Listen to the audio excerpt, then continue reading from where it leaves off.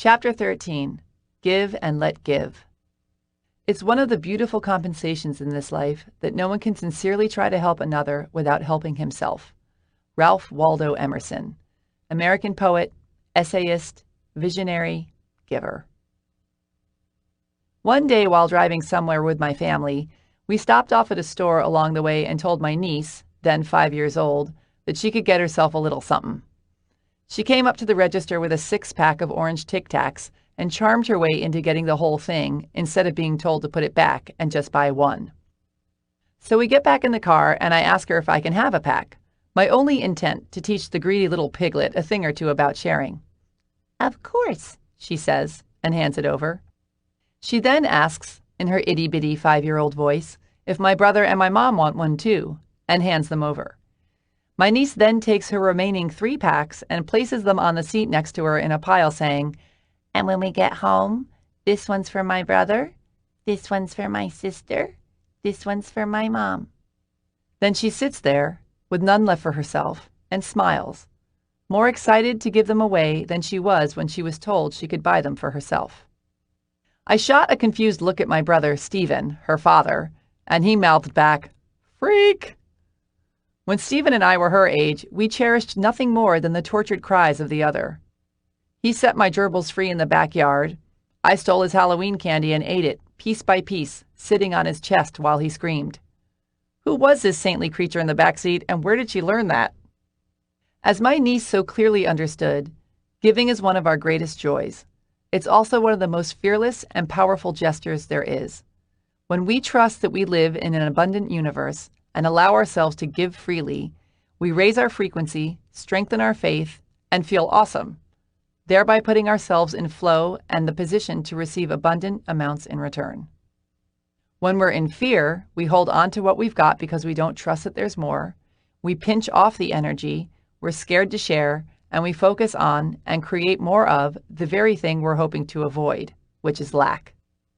We live in a universe of give and receive, breathe and exhale, live and die, suck and awesome. Each side depends on the other, and each is relative to the other.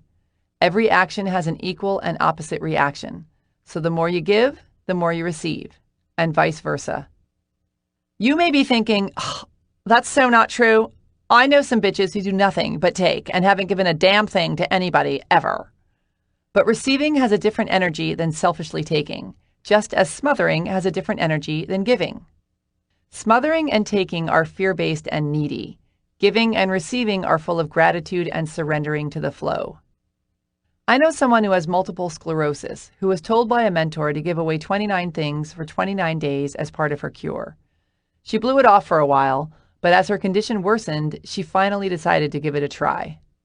First, she gave a phone call to a sick friend to see how she was doing. Then she steadily gave away something every day, and she almost instantly found herself more joyful and excited. By the 14th day, she was significantly better physically, her business started booming, and she went on to create a blog that started a movement with tens of thousands of followers who were also giving things away daily. Her blog ultimately led to a New York Times best-selling book called 29 Gifts. If you want to attract good things and feelings into your life, send awesomeness out to everyone around you.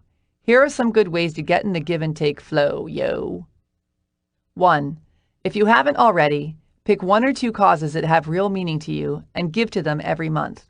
Give however much time or money you can, but do it consistently so it becomes a habit, so it becomes part of who you are.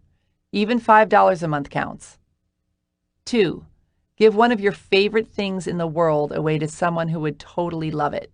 And if you can, do it without them knowing where it came from. 3. Leave $1 more than you normally would every time you tip, or 10. 4. If someone is being snarky and mean, instead of sinking to their level and being snarky and mean back, raise them up by giving them the love. 5. Smile, compliment, and crack people up as often as possible. 6. Say yes to invitations that you wouldn't normally say yes to because you hate to inconvenience the person offering. Take them up on it. Give them the opportunity to give to you. 7. Stop and feel in your body how great it feels when you give and receive. Raise your frequency and expect more good things to come your way.